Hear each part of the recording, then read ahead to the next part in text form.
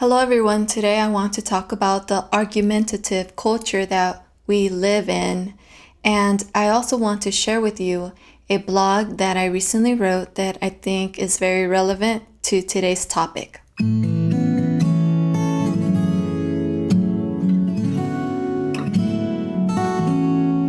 I'll be reading a small portion from this book, A New Kind of Apologist. And the quote that I'll be reading from is found in Chapter 1, Christians in the Argument Culture.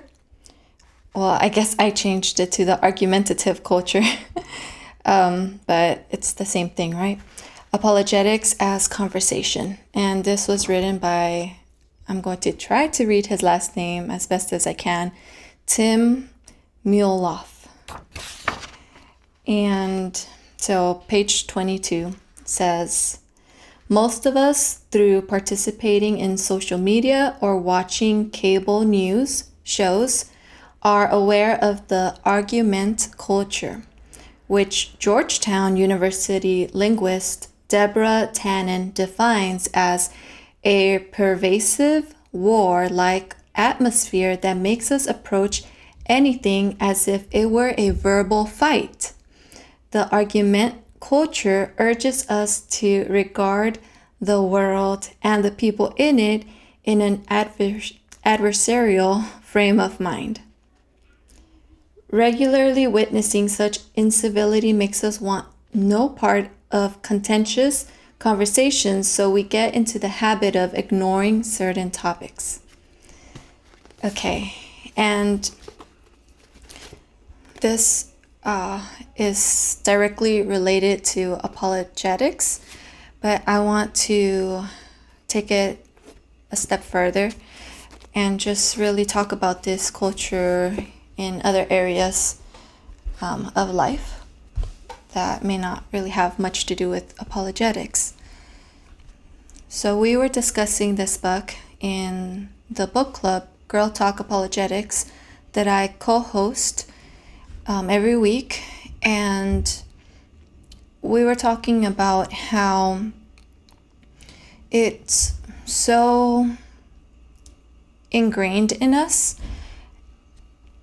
that we are supposed to avoid certain topics. For example, when we are gathered with our friends or family, and so for example, you're not supposed to talk about politics, or you're not supposed to talk about religion. Why? Because we want things not to become awkward, because people are so passionate about those topics, and because people can tend to be less than civil when they are discussing their differing views with each other. And so at least it has been my experience that it seems like the polite thing to do, the correct manners thing to do, is to not talk about your religious views or even your political views. As a normal, everyday, at any moment, we can be free to discuss those passionate topics that are very important to us. So I believe that chapter in particular was talking about what is it that keeps us from sharing about Christ with others. And so I think that within the Christian circle, we have adapted to that mentality where we are hesitant to discuss certain things about our Christian worldview with others because we're not sure how it's going to go, how other people are going to come across, because we do live in such a hostile platform world. All it takes is just, saying one sentence on Twitter or Facebook, and that can trigger some people into being rude or pushing back and sharing their own views. They might ridicule your views. And, I don't even have to explain everything that happens. Everybody pretty much knows how nasty it can be on these platforms. So I think even within churches, we have taken that approach. And even online, we find Christians, for example, with different soteriological views that feel that it's offensive for someone to speak against someone else's views. For example, certain channels on YouTube that will be discussing why they believe Calvinism is not biblical, and then you'll find that the other side, the Calvinist side, not all obviously, will feel that they are being attacked, that their views are being attacked, and they'll feel like they have to defend themselves. And you'll even find some pages that actually are like trying to make the other side look like terrible. So this isn't something foreign among Christians, and also within the church, because the actual church buildings behind the pulpit, you will have leaders making decisions even about their church mission and things like that, where a lot of churches might opt for not taking a stance on secondary issues, for example. A lot of the time it's motivated by wishing to have unity in the church and not cause any type of strife. But I think that what would have been better, and what is better when it comes to social media as well, is instead to learn and to teach people, not just Christians, to engage in these conversations in a non-argumentative manner, in a non-verbal fight way. And so that's what I took away from what I read in the beginning. Instead of us trying to avoid talking about our Christian worldview, for example, or our political views, because we do know that people are so vocal about how much they dislike one side or the other, that it's one of those things that these days it's difficult to share your views sometimes. But I think we need to instead learn to share our views and be patient with people that need to learn how to respond to other people's views respectfully as well, or perhaps not engage those people as well.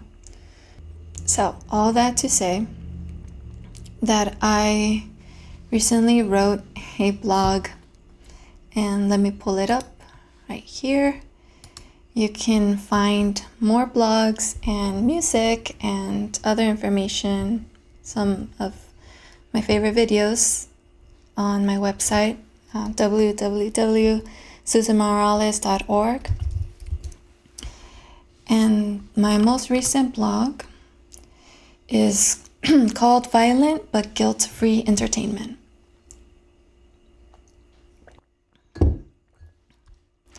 And as a side note, the blog right next to that one is entitled I'm Sorry. And that is a general apology to the very argumentative version of myself that I just recently realized, my passion kind of got out of hand. And so yeah, if you're interested in reading that, that's on there as well. But for today, we will be discussing this article. And I know that this is very touchy and very controversial, even among Christians. There are topics, for example, like nudity in movies. Is that okay? Is that sinful? This is one of those topics as well that I feel like you will so easily be labeled a legalist, a super overly religious person, just like even, I guess, made fun of for taking the stance that violence should not be entertainment. And, I just felt like I wanted to do a thought experiment comparing the Squid Game to, for example, the violence that was very entertaining to back in the Colosseum game days. And this article is not to make anyone feel bad or anything. I know like when we write things, it might come across like an angry tone, but really I want to embrace the idea of putting unpopular opinions out there so that we are promoting more critical thinking. We're able to respond to each other in a respectful manner. We're able to consider things, because often we just kind of accept things as normal, and we maybe there are things that it would be good for us to notice that are not good, that are not healthy for our society, for the next generations, that we shouldn't accept as normal, and that maybe we should start talking about these things. And before I read it, I didn't mention it on this blog, but I'm sure someone might think, what about all the violence that you'll find in the Bible? My point is that if the Bible has violence, which it does, it's not to entertain us. It's to inform us of what was going on. So there is a place for violence, but I feel like we cross the line when it is to entertain us. So that's what this blog is about. I'll read it to you. It's a quick read. As a fun thought experiment, let's compare how violence might be justified as guilt-free entertainment by today's Netflix viewers of the popular violent show Squid Game and past spectators of the deadly Colosseum games. First, let's look at a few things to consider as background. How many people watched? Although it's difficult to determine how many people in total watched the deadly shows in the Colosseum, we do know that between 50,000 and 80,000 spectators could be seated. By contrast, the unique convenience and comfort of watching anywhere Netflix offers its viewers has made it possible for about 142 million households to watch Squid Game. And Netflix approximates that 89% of people who started watching the show saw at least 75 minutes, and 87 million people finished watching the series in just the first 23 days. What was the purpose? The Emperor Vespasian wanted the Colosseum to serve as an entertainment venue for all Roman citizens to see gladiator fights, animal hunts, and naval battles reenacted. By contrast, Netflix has a larger audience in mind. Here is Netflix's statement. At Netflix, we want to entertain the world. Whatever your taste, and no matter where you live, we give you access in best-in-class TV shows, movies, and documentaries. Our members control what they want to watch, when they want it, with no ads in one simple subscription. We're streaming in more than 30 languages and 190 countries because great stories can come from anywhere and be loved everywhere. We are the world's biggest fans of entertainment, and we're always looking to help you find your next favorite story. So why do so many people choose to watch Squid Game out of so many options available to them on Netflix? What is so appealing about this show in particular? If you aren't familiar with the show, here is the description you can find of it on Netflix. Hundreds of cash-strapped players accept a strange invitation to compete in children's games. Inside, a tempting prize awaits, with deadly high stakes. There are several details I'm leaving out for the sake of brevity, but suffice to say, the episodes are full of violence as the description suggests. The game involves death. A good suspense storyline always has a way of keeping us wanting for more. However, the question we might want to consider is, where do we draw the line when creating and consuming entertainment? Where did entertained spectators at the Colosseum draw the line? Some may argue, well, that's simple to answer. The Colosseum were real events, whereas in Squid Game, no one is really being harmed. This answer, I believe, is what makes us feel a sense of being free from guilt for watching violent entertainment. Others may argue it is a necessary evil in order to learn a more important message embedded within Squid Game, such as how capitalism makes life hard for some people rather than others. However, if we could create a Netflix show with real footage of Jews being killed during the Nazi regime, would it really be necessary for us to understand the cruelty of those events that occurred in history? Would we really want to turn something real and cruel into entertainment, where we long to see what's the next evil thing that we'll see happening to the Jews? And I think I should clarify that.